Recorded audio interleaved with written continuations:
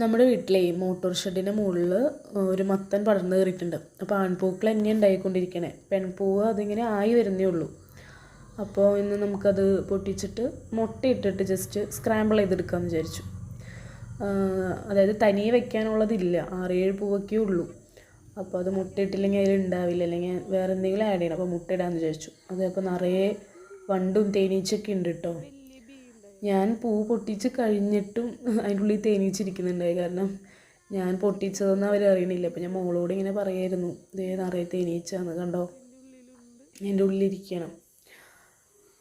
അങ്ങനെ എത്രയും പൂ കിട്ടി. നമുക്കത് ക്ലീൻ ചെയ്തെടുക്കണം. ജസ്റ്റ് വെള്ളത്തിൽ കഴുകിയെടുത്തു.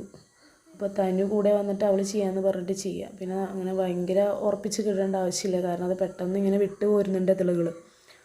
എന്നിട്ട് പ്രത്യേകിച്ചൊന്നുമില്ല, ജസ്റ്റ് അതിൻ്റെ ബാക്കിലായ ഞെട്ടി അങ്ങോട്ട് കളയണം. ആ ഞെട്ടിയിൽ ഇങ്ങനെ രോമങ്ങൾ കോരിയുണ്ട്, അത് കളഞ്ഞു.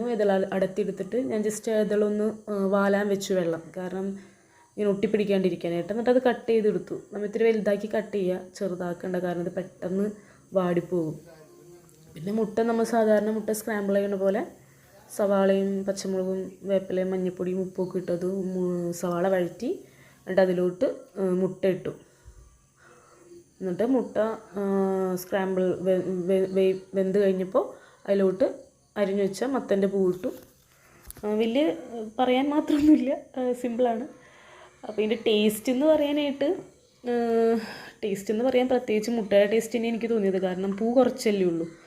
അപ്പോൾ ഞാൻ തനുവിന് ടേസ്റ്റ് ചെയ്യാൻ കൊടുത്തു. പിന്നെ ആ പൂ മാത്രം എടുത്ത് നോക്കുമ്പോൾ ഒരു പച്ചച്ചോ പോലെ, ചീരയൊക്കെ കഴിക്കുമ്പോൾ ഉണ്ടാകുന്ന ഒരു ചുവയില്ല, അതുപോലൊരു ചുവയുണ്ട്. പിന്നെ തനുവിന് വലിയ ഇഷ്ടപ്പെട്ടില്ല എന്ന് തോന്നുന്നു. അതിന് ഞാൻ പറഞ്ഞു എങ്ങനെയുണ്ടെന്ന് ചോദിച്ചപ്പോൾ വീഡിയോ എടുക്കണ